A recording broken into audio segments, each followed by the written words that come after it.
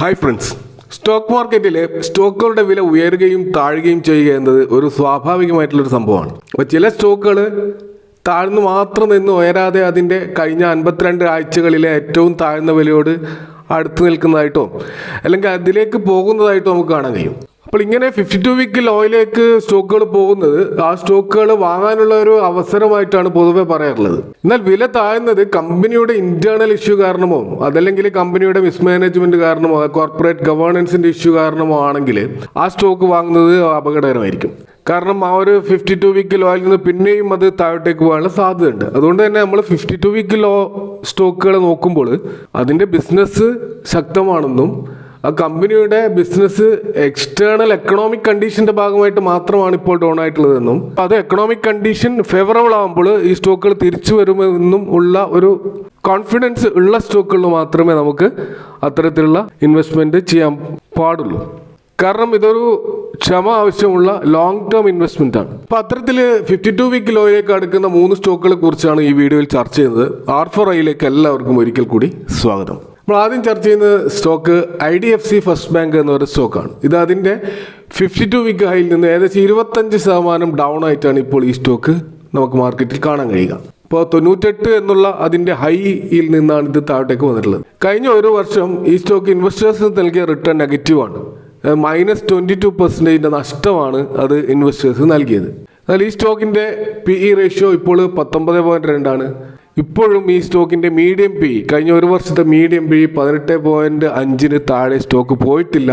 അത് സൂചിപ്പിക്കുന്നത് തന്നെ ഈ സ്റ്റോക്കിലുള്ള വിശ്വാസം ഇൻവെസ്റ്റേഴ്സ് നഷ്ടപ്പെട്ടിട്ടില്ല എന്നുള്ളതാണ്. ഈ സ്റ്റോക്കിൻ്റെ ഒരു റവന്യൂ ഗ്രോത്ത് നമ്മൾ CAGR ലെവലിൽ നോക്കിക്കഴിഞ്ഞാൽ കഴിഞ്ഞ 3 വർഷത്തെ റവന്യൂ ഗ്രോത്ത് എന്ന് പറയുന്നത് 24% ആണ്. അപ്പോൾ ആ ഒരു സെയിൽസ് ഗ്രോത്ത് കഴിഞ്ഞ 12 മാസങ്ങളിലെ സെയിൽസ് ഗ്രോത്ത് നോക്കുകയാണെങ്കിൽ അത് 31%.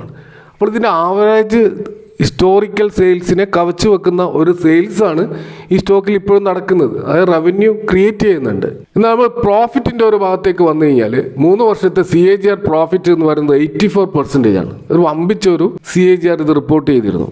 അപ്പോൾ കഴിഞ്ഞ 12 മാസത്തെ പ്രോഫിറ്റ് CAGR പക്ഷേ 4% ഡൗൺ ആയതായിട്ട് കാണും. അപ്പോൾ ഈ സ്റ്റോക്ക് മൂവ് ചെയ്യാത്തതിൻ്റെ പ്രധാനപ്പെട്ട കാരണം ഈ പ്രോഫിറ്റ് CAGR വന്നിട്ടുള്ള ഈ ഒരു ഡിപ്പാണ്. അപ്പോൾ കമ്പനിയുടെ കോൺകോളിൽ നോക്കിക്കഴിഞ്ഞാൽ എന്തുകൊണ്ടായിരിക്കാം ഇങ്ങനെ ഒരു ഡിപ്പ് ഈ സ്റ്റോക്കിൽ വന്നത് എന്ന് നമ്മൾ പരിശോധിക്കുമ്പോൾ അതിൻ്റെ പ്രോഫിറ്റ് ഡൗൺ ആയുള്ള പ്രധാനപ്പെട്ട കാരണം അസറ്റ് ക്വാളിറ്റിയിൽ വന്നിട്ടുള്ള ഒരു ഡിറ്റീരിയോറേഷനാണ്. അതെങ്ങനെയാണ് വന്നത് എന്ന് പറഞ്ഞു കഴിഞ്ഞാൽ ഇവരുടെ ജോയിന്റ് ലയബിലിറ്റി ഗ്രൂപ്പിൽ നിന്ന് വരുന്ന ബിസിനസ്സുകൾ, അതായത് വലിയ തോതിൽ ലോണും മറ്റൊക്കെ കൊടുത്തിട്ടുള്ള പല ബിസിനസ്സുകളും പ്രത്യേകിച്ച് തമിഴ്നാട്ടിൽ തിരിച്ചടവിൽ ചെറിയ ഡിക്ലൈൻ വന്നിട്ടുണ്ട്. 99.7% നിന്ന് അത് 99.2% ആയിട്ട് കുറഞ്ഞിട്ടുണ്ട്.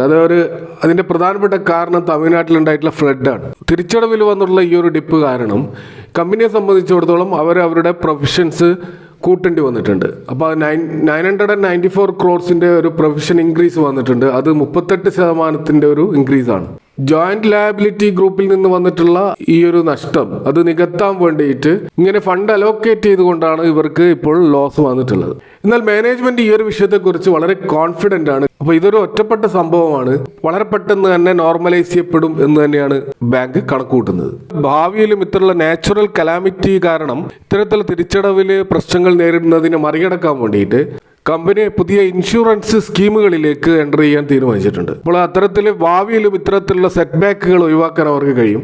അപ്പോൾ അവരുടെ കോൺകോളിൽ കാണുന്ന മറ്റൊരു കാര്യം എന്താണെന്ന് വെച്ച് കഴിഞ്ഞാൽ FY26, FY27 ഈ 2 വർഷങ്ങളിലായിരിക്കും ഈ കമ്പനി അതിൻ്റെ പ്രധാനപ്പെട്ട ഒരു പ്രോഫിറ്റ് ബ്രേക്ക്ഔട്ടിലേക്ക് പോവുക എന്നുള്ളതാണ്. കാരണം കമ്പനിയുടെ സെയിൽസിൽ യാതൊരു ഡിപ്പും വന്നിട്ടില്ല, അത് തുടർച്ചയായിട്ട് വളർന്നുകൊണ്ടിരിക്കുന്നുണ്ട്. അപ്പോൾ പ്രോഫിറ്റിലാണ് ഇപ്പോൾ പ്രശ്നമുള്ളത്. ആ സംഭവം ഇവർ 2006-2007 ആകുമ്പോഴത്തേക്ക് മറികടക്കുമെന്നുള്ള ഒരു ഗൈഡൻസ് ആണ് നമുക്ക് ഇവരുടെ കോളിൽ നിന്നൊക്കെ നമുക്ക് മനസ്സിലാക്കാൻ കഴിയുന്നത്. അപ്പോൾ നമ്മൾ ഈ ഒരു സ്റ്റോക്കിൽ ഇൻവെസ്റ്റ് ചെയ്യുന്നുണ്ടെങ്കിൽ അത് 2027 വരെയെങ്കിലും ഇൻവെസ്റ്റ് ചെയ്യാനുള്ള ഒരു ക്ഷമ തീർച്ചയായും ഉണ്ടാകേണ്ടതുണ്ട്. എങ്കിൽ മാത്രമേ നമുക്ക് പ്രതീക്ഷിച്ച ഒരു റിട്ടേൺ ഈ സ്റ്റോക്കിൽ നിന്ന് കിട്ടുകയുള്ളൂ.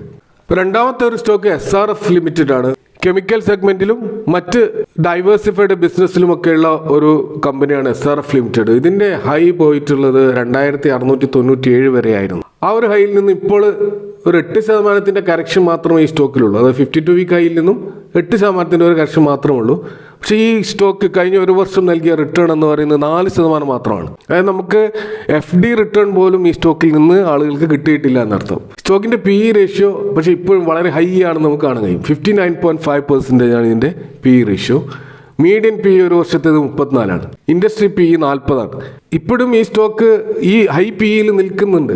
യാതൊരുവിധ റിട്ടേൺ കിട്ടാതിരുന്നിട്ട് പോലും ഇങ്ങനെ നിൽക്കുന്നതിനുള്ള കാരണം അവിടെ ഇൻവെസ്റ്റേഴ്സിന് ഈ സ്റ്റോക്കിൽ വലിയ പ്രതീക്ഷ വെച്ച് പുലർത്തുന്നുണ്ട് എന്നാണ് നമുക്ക് മനസ്സിലാക്കാൻ കഴിയുന്നത്. അത്രമാത്രം ഡിമാൻഡ് ഈ സ്റ്റോക്കിനുണ്ട് എന്നാണ് അതിൽ നിന്ന് സൂചിപ്പിക്കുന്നത്.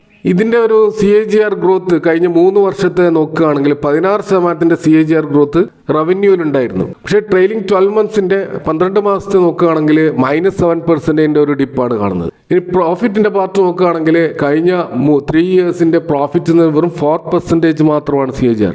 എന്നാൽ കഴിഞ്ഞ 12 മന്ത്സിന്റെ അത് -36 ആയിട്ട് വലിയ തോതിൽ ഡിപ്പായതായിട്ടും കാണാം. അപ്പൊ ഈ ഒരു തകർച്ച പ്രോഫിറ്റിൽ ഉണ്ടായത് എന്തുകൊണ്ടാണെന്ന് അവരുടെ കോൺകോൾ നോക്കുമ്പോൾ മനസ്സിലാക്കാൻ കഴിയുന്നത്, അപ്പൊ റവന്യൂവിൽ 11% ഒരു ഇയർ ഓൺ ഇയർ ഡിപ്പ് ഈ സ്റ്റോക്കിൽ ഉണ്ടായിട്ടുണ്ട്. അതിന്റെ കാരണം അവർ പറയുന്നത് അഗ്രോ കെമിക്കൽ സെക്ടറിൽ ഇവരുടെ കെമിക്കൽ പ്രോഡക്റ്റുകൾ, സ്പെഷ്യാലിറ്റി കെമിക്കൽസ്, അതിലുള്ള ഡിമാൻഡിൽ ഉണ്ടായ ഡിക്ലൈൻ അതാണ് ഈ റവന്യൂവിനെ ബാധിച്ചിട്ടുള്ളത്. കൂടാതെ ഓവറോൾ കെമിക്കൽസ് ബിസിനസ്സിൽ ഇപ്പൊ ചൈനയുടെ വൻതോതിലുള്ള ഡംപിങ് കാരണം അല്ലെങ്കിൽ അവർ ലോ കോസ്റ്റിൽ ഈ സപ്ലൈ ചെയ്യുന്നത് കാരണം സ്വാഭാവികമായിട്ടും കെമിക്കൽ സെഗ്മെന്റിലുള്ള എല്ലാ സ്റ്റോക്കുകളിലും ഒരു ഡിപ്പ് ഉണ്ടായിട്ടുണ്ട്. അതിന്റെ ഭാഗമായിട്ടുണ്ടായ ഒരു ഡിപ്പാണ് ഈ ഒരു SRFൽ നമുക്ക് കാണാൻ കഴിയുക. എന്നാൽ ഫ്ലൂറോ കാർബൺസിന്റെ ആ ഒരു കെമിക്കൽ ഉൽപാദനത്തിൽ ഈ കമ്പനി ഇപ്പോഴും US മാർക്കറ്റിൽ വരാൻ പോകുന്ന ഒരു വോളിയം ഡിമാൻഡിനെ കുറിച്ച് പ്രതീക്ഷ വെച്ച് പുലർത്തുന്നുണ്ട്. അപ്പോൾ ഈ FY25 ആകുമ്പോഴത്തേക്കും അതിൻ്റെ ഒരു സെക്കൻഡ് ഹാഫ് കഴിയുമ്പോൾ ഈ കെമിക്കൽ ബിസിനസ്സിൽ ഒരു റിവൈവൽ ഉണ്ടാകുമെന്നാണ് അവരുടെ കോൺകോൾ ഗൈഡൻസിൽ നമുക്ക് കാണാൻ കഴിയുന്നത്. മാർക്കറ്റ് റിക്കവറി ആകുമ്പോഴത്തേക്കും ഒരു 20% ഒരു ഗ്രോത്ത് സ്പെഷ്യാലിറ്റി കെമിക്കൽ സെഗ്മെന്റിൽ ഉണ്ടാകുമെന്നും ഉള്ള ഒരു പ്രതീക്ഷ ഈ കമ്പനി വെച്ച് പുലർത്തുന്നുണ്ട്. അപ്പോൾ ഈ കമ്പനിയുടെ മറ്റൊരു പ്രത്യേകത, ഈവൺ ഇഫ് ഇതിന്റെ പെർഫോമൻസ് കഴിഞ്ഞ വർഷം ഡൗൺ ആയിട്ടുണ്ടെങ്കിലും അത് കെമിക്കൽ സെക്ടറിൽ മാത്രമാണ് ഉണ്ടായിട്ടുള്ളത്. ഇവർക്ക് അത് കൂടാതെ തന്നെ പാക്കേജിംഗ് ഫിലിംസിന്റെയും ടെക്നിക്കൽ ടെക്സ്റ്റൈൽസിന്റെയും ബിസിനസ് ഉണ്ട്. അപ്പോൾ ഇവരുടെ ടോട്ടൽ റവന്യൂവിന്റെ 60% മാത്രമാണ് കെമിക്കൽ സെക്ടറിൽ നിന്ന് വരുന്നത്. ബാക്കി വരുന്ന 40% ഈ ഒരു പാക്കേജിംഗ് ടെക്നിക്കൽ ടെക്സ്റ്റൈൽസ് മേഖലയിൽ നിന്നാണ്. അപ്പോൾ അതുകൊണ്ട് തന്നെ ഒരു ബിസിനസ് സെഗ്മെന്റിൽ ഉണ്ടാകുന്ന നഷ്ടം മറ്റൊരു ബിസിനസ് സെഗ്മെന്റിൽ നിന്ന് ഇവർക്ക് റിക്കവർ ചെയ്യാൻ കഴിയുന്നുണ്ട്. അത് ഈ കമ്പനിയുടെ ഒരു അഡ്വാൻറ്റേജ് ആണ്. ആ ഒരു ബിസിനസ് അഡ്വാൻറ്റേജ് ഈ സ്റ്റോക്കിനുള്ളത് കൊണ്ട് തന്നെ ഇത് നമുക്കൊരു ലോങ് ടേം സ്റ്റോക്കായിട്ട് തീർച്ചയായും പരിഗണിക്കാവുന്ന ഒരു സ്റ്റോക്കാണ്. അപ്പോൾ നിങ്ങൾ ഇതിനെക്കുറിച്ച് കൂടുതൽ പഠനം നടത്തുക. അടുത്ത സ്റ്റോക്ക് ആസ്ട്രൽ ലിമിറ്റഡ് ആണ്. CPVC പൈപ്പ് സെഗ്മെന്റിലുള്ള ഒരു പ്രധാനപ്പെട്ട കമ്പനിയാണിത്. ഇതിന്റെ പ്രൈസ് അതിന്റെ 52 വീക്ക് ഹൈയിൽ നിന്ന് 21% കറക്റ്റ് ചെയ്തിട്ടാണ് ഇപ്പോൾ നമുക്ക് കാണാൻ കഴിയുക. 2454 ഒരു ഹൈ ഈ സ്റ്റോക്ക് ക്രിയേറ്റ് ചെയ്തിരുന്നു. കഴിഞ്ഞ ഒരു വർഷം ഈ സ്റ്റോക്കുകൾക്ക് റിട്ടേൺ എന്ന് പറയുന്നത് 0.4% ആണ്. തീർച്ചയായും ഇൻവെസ്റ്റേഴ്സിനെ വലിയ തോതിൽ നിരാശപ്പെടുത്തിയിട്ടുള്ള ഒരു സ്റ്റോക്കാണ് ആസ്ട്രൽ കഴിഞ്ഞ വർഷം. സ്റ്റോക്കിന്റെ PE റേഷ്യോ എന്നിട്ടും നമുക്ക് കാണാൻ കഴിയും 95.3 എന്നുള്ള PEയിലാണ് നമുക്ക് കാണാൻ കഴിയും. ഇപ്പോഴും ഇൻഡസ്ട്രി PE എന്ന് പറയുന്നത് 37.1 മാത്രമാണ്. കമ്പനിയുടെ മീഡിയൻ PE കഴിഞ്ഞ ഒരു വർഷം 96.4, അത് കോൺസ്റ്റന്റ് ആയിട്ട് നിൽക്കുകയാണ്. അത് താഴോട്ടേക്ക് വരുന്നേ ഇല്ല. അപ്പോൾ സ്റ്റോക്കിന്റെ ഡിമാൻഡ് എവിടെയും കുറഞ്ഞിട്ടില്ല. കഴിഞ്ഞ 3 വർഷത്തെ CAGR സെയിൽസ് ഗ്രോത്ത് ഈ സ്റ്റോക്കിന്റെ നോക്കുകയാണെങ്കിൽ 21% നല്ല എബോവ് ആവറേജ് സെയിൽസ് ഗ്രോത്ത് ഈ സ്റ്റോക്കിലുണ്ട്. പക്ഷേ കഴിഞ്ഞ 12 മാസത്തെ സെയിൽസ് ഗ്രോത്ത് 10% ഡൗൺ ആയതായിട്ട് കാണാം. പ്രോഫിറ്റ് പാർട്ടിലേക്ക് വന്നു കഴിഞ്ഞാൽ 3 വർഷത്തെ CAGR പ്രോഫിറ്റ് 10% മാത്രമേ ഉണ്ടായിരുന്നുള്ളൂ. എന്നാൽ ഇപ്പോൾ അത് 14% ആയിട്ട് കഴിഞ്ഞ 12 മാസത്തേത് ഉയർന്നതായിട്ട് കാണാൻ കഴിയും.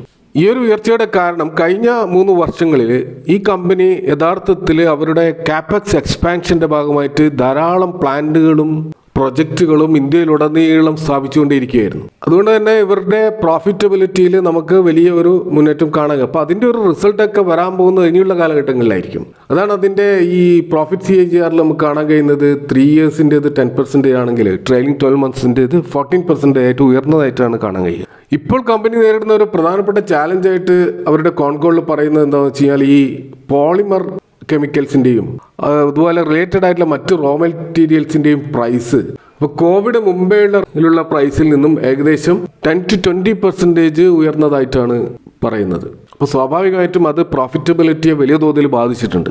അതുകൂടാതെ കമ്പനി തിരിച്ചറിയുന്നത് അവരുടെ ബ്രാൻഡ് ഡെവലപ്മെന്റിന് വേണ്ടിയിട്ടും ബ്രാൻഡ് അംബാസഡർ പോലെയുള്ള മാർക്കറ്റിംഗ് സ്ട്രാറ്റജി കാരണവും അതുപോലെ മറ്റ് പ്രൊമോഷണൽ ആയിട്ടുള്ള ആക്ടിവിറ്റീസ് കാരണവും വൻതോതിലുള്ള എക്സ്പെൻസസ് ആ മേഖലയിൽ വന്നിട്ടുണ്ട്. അപ്പോൾ അത് കുറച്ചുകൊണ്ട് ഓപ്പറേഷണൽ കോസ്റ്റ് കുറക്കാൻ ഇവർ ശ്രമിക്കുകയാണ്. അപ്പോൾ കറണ്ട് മാർക്കറ്റിൽ വലിയ വെല്ലുവിളികൾ നേരിടുന്നുണ്ടെങ്കിലും 15% ഒരു വോളിയം ഗ്രോത്താണ് ഈ കമ്പനി ഇപ്പോഴും പ്രതീക്ഷിക്കുന്നത്. അത് കഴിഞ്ഞ വർഷം നേടിയിട്ടുണ്ട്. അടുത്ത വർഷം ആ രീതിയിലുള്ള ഒരു മുന്നേറ്റം ഉണ്ടാകുമെന്നാണ് ഉറപ്പ് നൽകുന്നത്. അതിനവർ പറയുന്ന പ്രധാനപ്പെട്ട കാരണം ഇവരുടെ ഗുവാഹട്ടിയിലുള്ള പ്ലാന്റ് ഫുള്ളി ഓപ്പറേഷണൽ ആയിട്ടുണ്ട്. അതുപോലെ ഹൈദരാബാദിലുള്ള പ്ലാന്റുകളിൽ പ്രൊഡക്ഷൻ ആരംഭിക്കാൻ പോവുകയാണ്. അതുകൂടാതെ ഫിറ്റിങ്ങുമായിട്ട് ബന്ധപ്പെട്ടിട്ടുള്ള ഗിലോത്തിലുള്ള ഇവരുടെ പ്ലാന്റ് കംപ്ലീറ്റഡ് ആവുകയാണ്. അതുപോലെ ധോൽക്കയിലുള്ള ഇവരുടെ പ്ലാന്റ് അണ്ടർഗോയിങ് കൺസ്ട്രക്ഷനിലാണ്. അതുപോലെ കാൺപൂരിൽ പുതിയൊരു പ്ലാന്റ് ഇവർ കൺസ്ട്രക്ട് ചെയ്യാൻ പോവുകയാണ്. ഇതുകൂടാതെ ആസ്ട്രൽ പുതുതായിട്ട് OPVC അതുപോലെ PEX പൈപ്പ് മാർക്കറ്റിലേക്കും എൻ്റർ ചെയ്തിരിക്കുകയാണ്. അപ്പോൾ പുതിയ ബിസിനസ്സുകളിലേക്ക് അവരുടെ ബിസിനസ് ഡൈവേഴ്സിഫൈ ചെയ്തുകൊണ്ടേയിരിക്കുകയാണ്. ആസ്ട്രൽ പെയിൻറ്റ്സ് എന്ന് പറയുന്ന പുതിയൊരു ബിസിനസ് സെഗ്മെൻറ്റിലേക്ക് ഇവർ ഗുജറാത്തിലും കർണാടകയിലും അവരുടെ പ്രോഡക്റ്റ് ലോഞ്ച് ചെയ്തിട്ടുണ്ട്.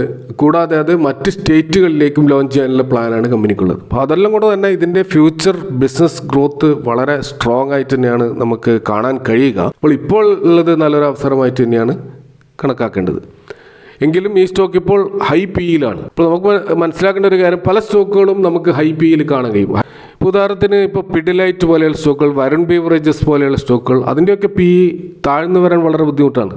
ചിലപ്പോൾ 5-10 വർഷമായിട്ട് ആ ഒരു ഹൈ PE-യിൽ തന്നെയായിരിക്കും അത്ര സ്റ്റോക്കുകൾ ഉണ്ടാകുക. അതിൻ്റെ കാരണം ആ സ്റ്റോക്ക് നിലനിൽക്കുന്ന സെഗ്മെൻറ്റും കമ്പനി ഉണ്ടാക്കിക്കൊണ്ടിരിക്കുന്ന ഫ്യൂച്ചർ ഗ്രോത്തും അതിലുള്ള ഇൻവെസ്റ്റേഴ്സിൻ്റെ വിശ്വാസവുമാണ് അത്തരം PE ഉണ്ടാകുന്നത്. അപ്പോൾ ഇവിടെ പരാമർശിച്ചിട്ടുള്ള ഈ 3 സ്റ്റോക്കുകൾ നിങ്ങൾ കൂടുതൽ പഠന വിധേയമാക്കുക. ഈ സ്റ്റോക്കുകളിൽ ഇൻവെസ്റ്റ് ചെയ്യുമ്പോൾ ലംസം ഇൻവെസ്റ്റ്മെൻറ്റ് ചെയ്യാതിരിക്കുക.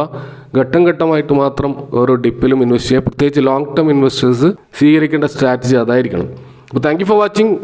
നിങ്ങളുടെ അഭിപ്രായങ്ങളും സംശയങ്ങളും കമൻറ്റിൽ അറിയിക്കുക. See you next time with another video.